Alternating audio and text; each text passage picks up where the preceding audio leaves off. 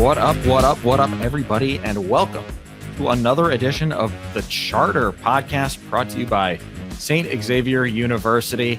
I am Alex Shapiro. With me is my guy, Clay Harbor, and we got another heartbreaker for you, folks. The Bears. It looked like they had done it, that Caleb Williams had done it. They had engineered the 2-minute drive that was going to lead to the game-winning field goal. And what happens, Clay? They missed that field goal. Well, they didn't miss it. It was blocked. So let's just start right there with the end of the game. Your instant reaction to the 2-minute drive, to the block kick, to the totality of everything. Alex, this is coming from a guy that was on The Bachelorette. I can't handle any more heartbreak, man. I can't do it. Okay. I just can't, you know, it's almost like the here we go again. And I know people will say, oh, it just came down to that one play. How can that be sometimes that's what happens when you start going. Momentum's a crazy thing. And when you can't finish games out, for some reason, it keeps happening. You keep finding a way to lose. I'll remember the first thing Bill Belichick ever said to me, Alex, said to the team.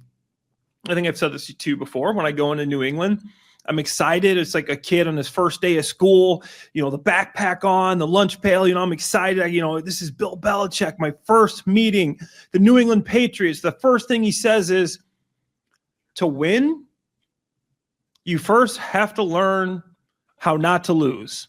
I think Brady even said that on the broadcast today, those words. But to me, I'm like, that's it? Like, that's what you're getting? Like, that's Bill Belichick, the greatest coach of all time. To win, you got to learn how not to lose. The Bears found a way to lose today.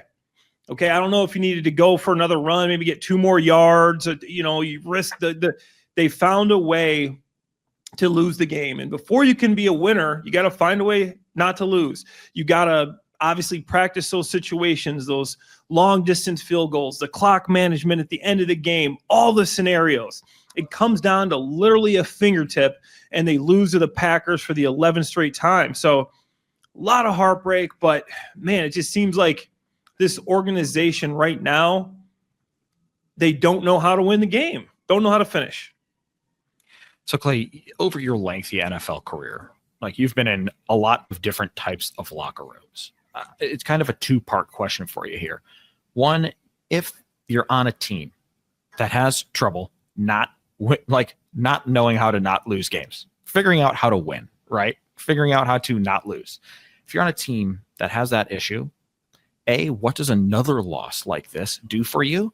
And then how do teams eventually figure it out? How do you eventually figure out how to close out a game with a W? Because it's happened time and time again with these Chicago Bears. Yeah, it's tough. I've been in situations like this before. And the two that come to mind is one is with the Eagles back in 2012.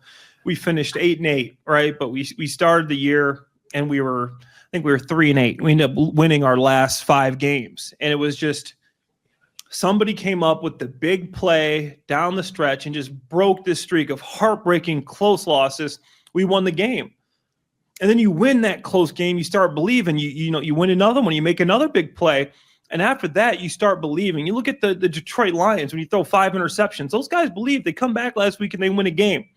Okay, situation. Then with the Lions going forward in 2016 down the stretch, we end up making the playoffs after a really tough start.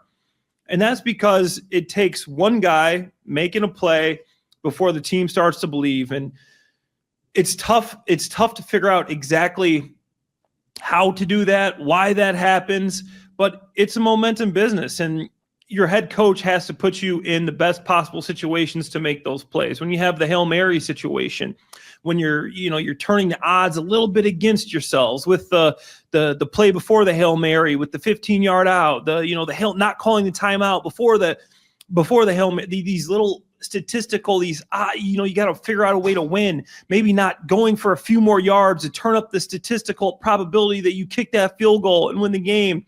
There's so many ways that it comes back to coaching and putting yourselves in the best place, the best chance to win the game. And I don't think the Bears coaching staff is doing that right now. I love what I saw from Thomas Brown today, but Matt Eberflus, I think, still has some operational things that he could get better at. Now, interestingly, after the game, I spoke to Cairo Santos and I said, hey, 46 yards, like he's normally money. And that's basically what Matt Eberflus said is like, we trust Cairo at that range. He's really, really good at that range. And he is. Yeah. And I asked Cairo, hey, for you, does it change how you kick the ball if it's a 42-yarder, if it's a 43-yarder? Like you said, just a few more yards compared to a 46-yarder. I believe it was officially a 46-yarder. Does that extra 3 yards change the way you strike the ball, change the way you approach the kick, change anything about it for you? And he said no. He said no. If it's a 43-yarder, if it's a 46-yarder, I am approaching it the exact same way. Now, I'm sure that's different. A 53-yarder, you're going to approach differently from a 33-yarder. But when you're those types of margins, he said he would have kicked it the exact same way. And I spoke with Cairo and good insight right there. Yeah, really good insight. Because I'm just curious about would it actually have made a difference from an operational standpoint?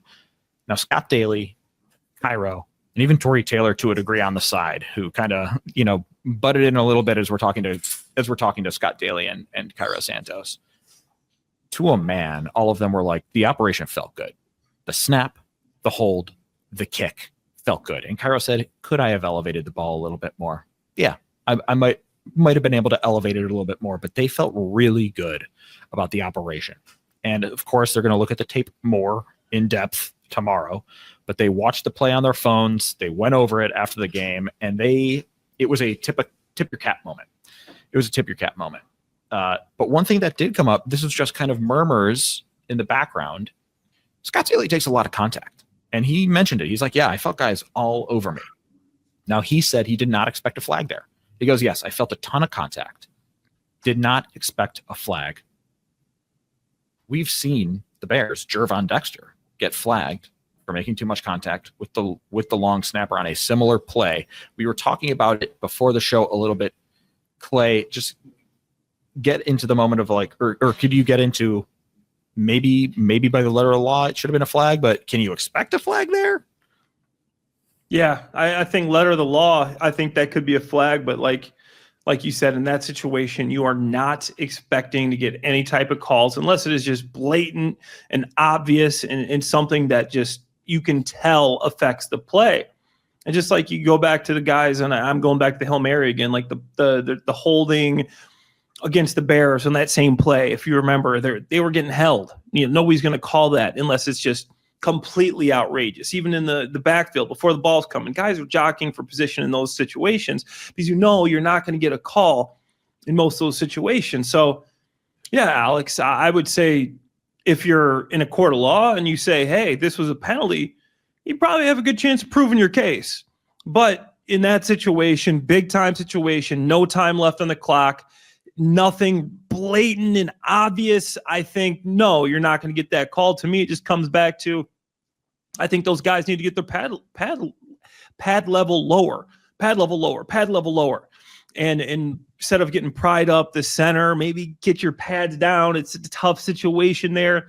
Your left guard, your right guard, just getting pad level. It's almost like you're firing out a little bit on that situation. You got to get your cleats in the ground quick and almost fire forward because they're coming. You see the way they're stacked. You know where they're rushing.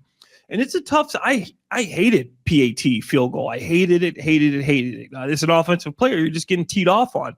But pad level, and in those situations when you see they're coming at you, it's almost like a run block. And to me, their pad levels were not low enough.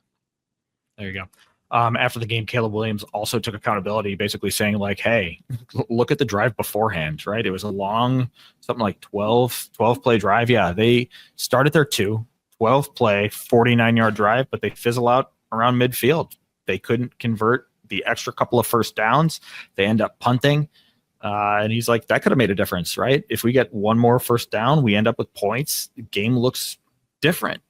So QB1 continuing to take accountability. Another rare instance. We've made it 10 minutes into this podcast, Clay, without really talking about Caleb Williams and the offense. And Caleb Williams and the offense was the number one headline all week this week. So your thoughts, your evaluation, the offense as a whole, and then also Caleb Williams. All right, offense as a whole, I liked it. I thought there was a lot more rhythm to it.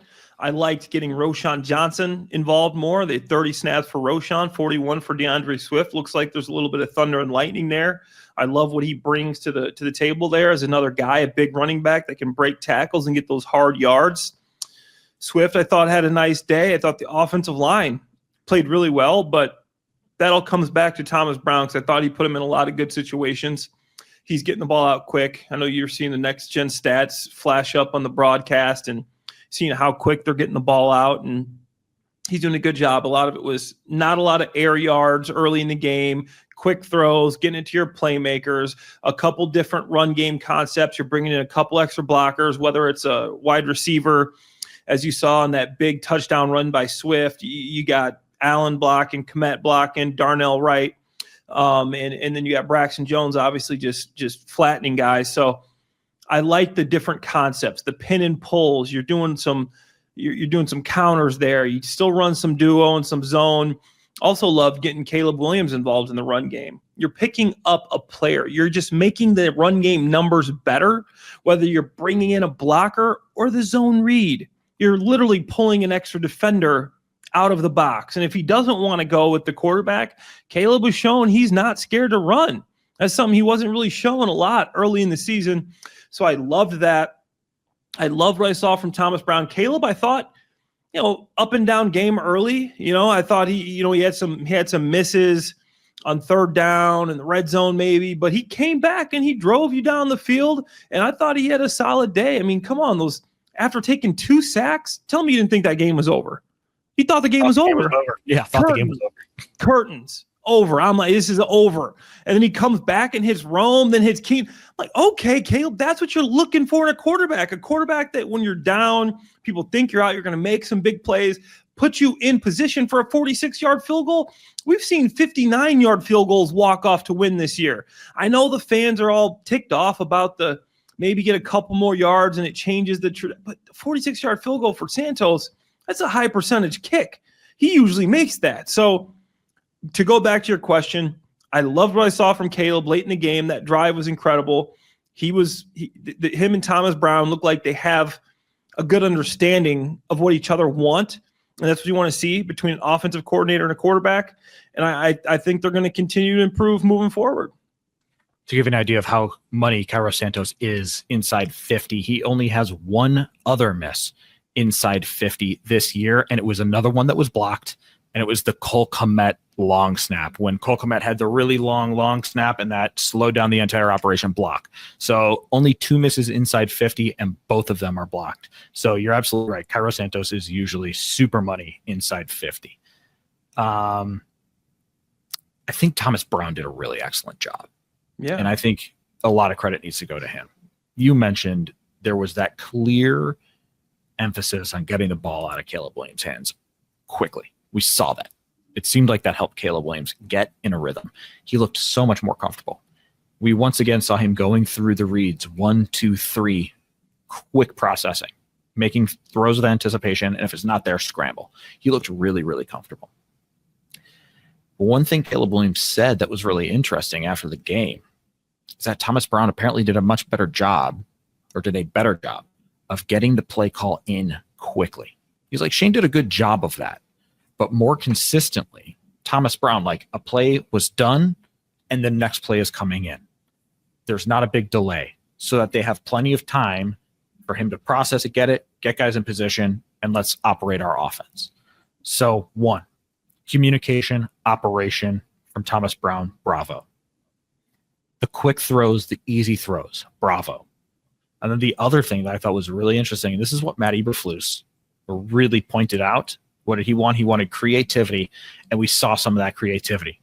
Saw a lot of motion. Yeah. And that helped get the ball into DJ Moore's hands. That helped the ball get into Roma Dunze's hands. It helped the ball get into Keenan Allen's hands.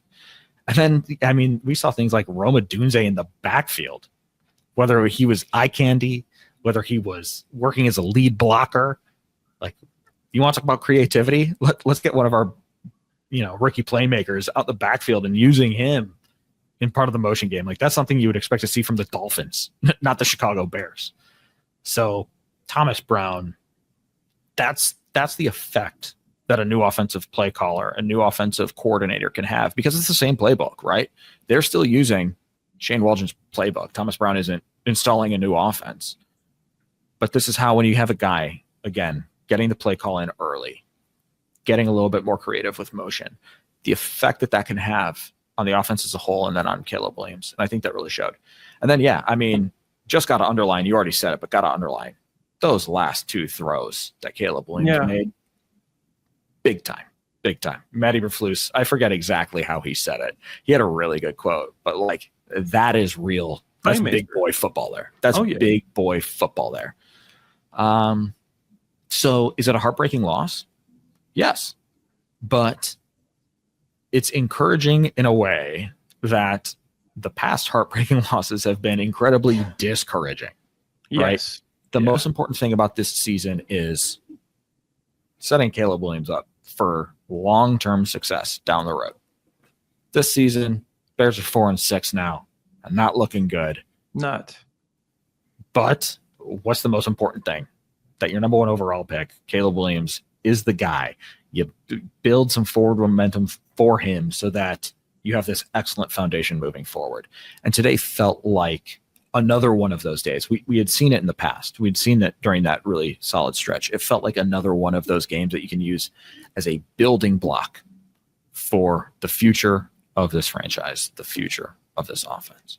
Yeah, I love that Thomas Brown, look, just going back to his presser, right? He said, getting the ball out as quickly as possible in a lot of situations, and then on third down and red zone, when it calls for it, letting Caleb loose, letting him do his thing and let him use his playmaking ability. And I thought that's exactly what we saw today. Early downs, he said run game, getting the ball out quick. And then third down, red zone, other situations, we're going to let Caleb loose and do his thing. And that's what you saw. And I think there's always that give and take about whether you want to coach up in the booth or on the sidelines. I think the booth allows you to get the play in quicker, right? You got a different viewpoint, a vantage point. You can just focus on that. And here's the deal. Some coaches want to be down on the sideline because they want to be able to talk to their quarterback face to face. Hey, what are you seeing out there? But they have headsets too, Alex. You can get on the headset and say, hey, man, what you seeing out there when he comes to the sideline? So I think being up in the booth is a situation. And to me, Thomas Brown, this is a guy that was in the same eerily similar situation last year with the number one pick, taking over play calling for another fired offensive coordinator. And to me, it looks like he learned from that, right? Because he was with Bryce Young last year, and obviously the numbers weren't pretty when he took over the number one pick. And it looked like he learned from that, and he obviously has some more weapons here, better weapons in Chicago. But to me, it looked like he improved. And you could see that through Caleb Williams and the rest of the offense. Bears 9 of 16 on third down. An unbelievable improvement from what we'd seen over the past month, where they were pitiful on third down. And 3 of 3 on fourth down. Matty Eberflus rolled the dice a bunch. I know he didn't go for it on that second to last possession, but they rolled the dice a bunch, and it paid off a lot. So on those critical downs and those critical moments, the Bears were much, much better. All right, let's turn the page to defense, because it was kind of a tale of two sides here, where they got the takeaway of Jordan Love. At times, they were able to bottle up Josh Jacobs, which led to stops, but then at times they were totally gashed by Josh Jacobs. Overall, they hold the Packers to 20 points. You feel good, but it didn't feel like the dominant Bears defense performance that we have seen in the past. Just what are your thoughts on the defense, Clay? I thought the defense did a good job. Obviously, you got the turnover there. Obviously, that big play to Christian Watson was a lot of the yardage that they gave up, and it looked like Jalen Johnson. Jalen Johnson man-to-man with Christian Watson. Obviously, the Bears don't run a lot of man-to-man. That's not Jalen's specialty. But it looked like he kind of fell, and gave up that big catch and run, the one they reviewed. And then the other one, it was kind of a toss-up, and Christian Watson just made another play. So those two, you take away those two plays, this Packers offense really doesn't, it looks a lot better if you just subtract those from the game plan. So overall, I thought they did a good job. It was that bend but don't break defense. That stop when Jordan Love was scrambling, I mean, that was huge. And then they tried to run. Yeah, obviously the run defense didn't look great today, but then on the 2-point conversion, when you have to have it, a field goal will win this game if you stop them here. We got to have this. We got to have this. And they stopped them. So to me, defensively, I thought they did a pretty good job. I was happy with what I saw from the Bears in that regard. I thought Kevin Byard had a couple of big hits, a couple nice plays. Tremaine Edmonds, TJ Edwards, I thought they were playing well. It was good to see Kyler Gordon back out there making some plays. And, overall, I thought the defense, he gave up 20 points, but I thought the defense did a good enough job to win. And obviously you got to start better because that first drive was just horrendous, and then the offsides or the illegal procedure when on the freeze play, like, come on, man, like, what are we doing? Like, that is one of those alert dummy call, we call it no-brainer freeze. We have a specific formation you go into every week. Okay, this is our no-brainer freeze this week. Got a couple motions, maybe you shift, you do something. Defense says alert, no snap, no-brainer freeze. They're talking, saying that, and then when a guy jumps in that situation, it's like, come on, that's just undisciplined football. But besides those situations, I thought the defense stood up today. They did come up in big moments, as you mentioned. What's interesting, we've continued to see this a little bit of a cornerback rotation between Tyreek Stevenson, who's obviously been a lightning rod this season, and Terrell Smith, who came up with the big interception in the end zone. Clay, I'm just curious. This is something that Matty Eberflus and the Bears have done a bunch. They've rotated guards. We've seen that with Tevin Jenkins. They've rotated cornerbacks with Tyreek Stevenson and Terrell Smith. That wasn't unique to today. They've done that in the past. So I'm just, over your career, how common was that you saw guys rotating in premium positions? Cornerback 2, outside corner is a premium position. And then I don't know, just your thoughts on that, and like, where do the Bears go from here, in your opinion, in terms of that cornerback rotation? What would you like to see? You get 19 snaps for Terrell Smith, 27 for Tyreek Stevenson. That's interesting because cornerback isn't one of those positions where you typically rotate guys and it's like a feel. I wouldn't like, in that situation, for my cornerbacks to be getting rotated. It seems like they're doing a decent job of it, and usually you want to find your 1 and your 2 there. Which guy's 1 and 2? One, if someone needs a break, but that's not a position you really want to rotate that much, just because the amount of talking that goes along, the amount of communication that you need if you're a cornerback out there, and comfortability that comes with it, and then just the flow of the game. So that's interesting. It looks like it was pretty good. Obviously, Terrell Smith, big interception, made some big plays. It's not like a defensive line, though, where you're just shuffling guys in and out. You kind of want to have your secondary set in place, and then obviously just react to formations, what the offense is doing. Are we bringing in Sanborn if it's a big formation? And are we bringing in, is it dime, is it nickel, and they're different packages. So that's something that I'm not really accustomed to, seeing cornerbacks rotate unless it's very early in the season and you're trying to figure out who's the better player. But at this point, when you're this deep in, 10 games into your season, you really should have that figured out by now. Yeah, interesting. And then I guess let's wrap up with this. The Bears fire their offensive coordinator. They had a dark age there for 3 weeks. They show some life, but it's another heartbreaking loss. Again, they just can't seal the deal. Where do the Bears go from here as a team? How do they move forward? How do they figure this out? It's tough, and I've been in the situation before. I mean, anybody who's played football, unless you're just straight New England Patriots back in the day when they're winning all those championships, you've been in a situation to where things kind of look like your season is trending in a place. You're obviously not mathematically eliminated here, but you're probably not going to make the playoffs. I think statistically speaking, you're getting down to the 2% range here. So right now, it's sometimes it gets hard for players to focus, but I think because you have a good mixture of veteran players that have been there and been in these type of situations with some young guys that know that they need work and they got to get better, they got to improve, that you're going to see a team that's just playing hard down the stretch.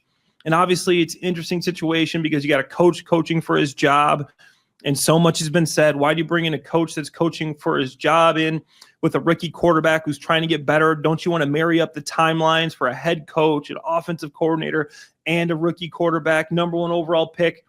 So that's the interesting part, because obviously the coaches are it's such a heightened degree here because the coaches know they got to win every single game. But right now what it comes down to is improvement, is you just got to see everybody getting better.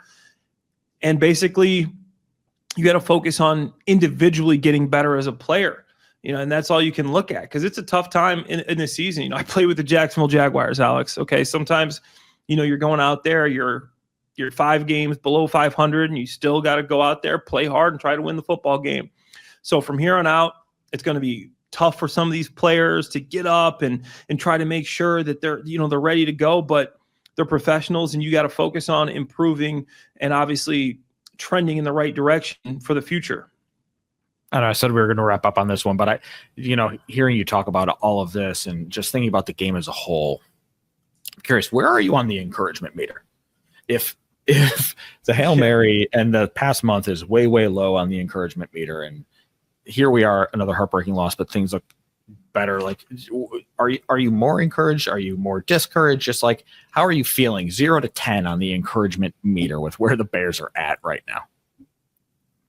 I thought today was a step in the right direction. I was encouraged because offensively it looked so bad. I mean, Alex, 9 sacks, the New England Patriots, who are not a good football team. Caleb looked shell-shocked. He didn't look like a first overall pick. He looked like Mr. Irrelevant. He looked like an undrafted free agent. He looked a lot better. And for a 22, 23-year-old kid to go down in those situations shows me some big-time football. You're playing against the Green Bay Packers, your rival. You give up 2 sacks, first down, second down, third and long, to come back, to make that drive, to get your team into field goal range. I'm encouraged. And then with Thomas Brown, and obviously I don't know, is he going to get fired if the coaching staff leaves? Some people say, why does it matter if you're impressed with Thomas Brown because the coaching staff? There's a world to where Matt Eberflus gets fired and Thomas Brown shows that he has a connection and he can really work with Caleb Williams, and that he shows he is a guy that has improved and has that connection, that he could stay on as an offensive coordinator. I don't know if he's going to be a head coaching candidate, but if the Bears continue to lose and you see Caleb continue to progress with Thomas Brown the rest of the season, that's a conversation to be had. He got interviewed for the Titans head coaching job last year. And then if he shows that he can coordinate this team and keep this offense moving in the right direction, like he did today, from last week to this week, when you're going against even better defense, it looked a lot better. Caleb looked a lot better. The offense ran a lot better. The schemes, the routes seemed to make sense. The calls seemed to make sense. Quick throws, zone reads. You're doing a lot of things, your creativity, everything you want to see there. So that's encouraging. And the defense did show up again. And that's something that you've been seeing from this Bears team. But I'm encouraged, and I think there's a lot of hope now moving forward.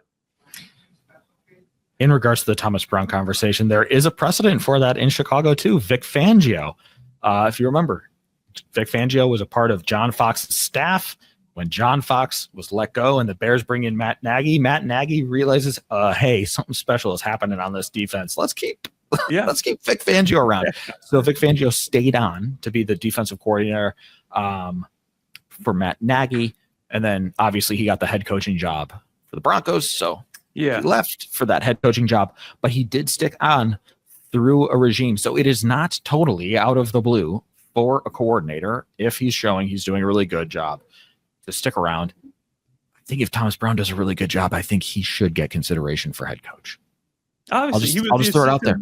Yeah, he was the assistant head coach for McVay when they won the Super Bowl. Right. After 1 year, he was a running backs coach for 1 season, and he impressed Sean McVay enough to be named assistant head coach. Obviously, Thomas Brown's got a little bit of juice. It seems like he's got a little bit of juice. So if there are head coaching changes at the end of the year, if we are projecting that forward, we'll see what the rest of the year brings. I think Thomas Brown, if the offense looks way better, looks a lot more like today than it did over the last month. Yeah. And yeah, Thomas Brown should probably get some consideration. He should get an interview to be a head coach of this football team. Yeah, you got, like I said, he got an interview last year. This is a guy, the way he carries himself. I mean, you saw the first press conference he had. This guy, he's got a little bit of Mike Tomlin in him. And I know he's not Mike Tomlin, but I'm saying the way he carries himself, the way he speaks, the way these players react to him. He is a guy that's got that same type of charisma.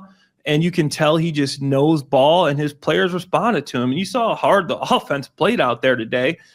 And I mean, it was impressive. And Thomas Brown, for just coming in this situation after last week, very impressive first outing for Thomas Brown.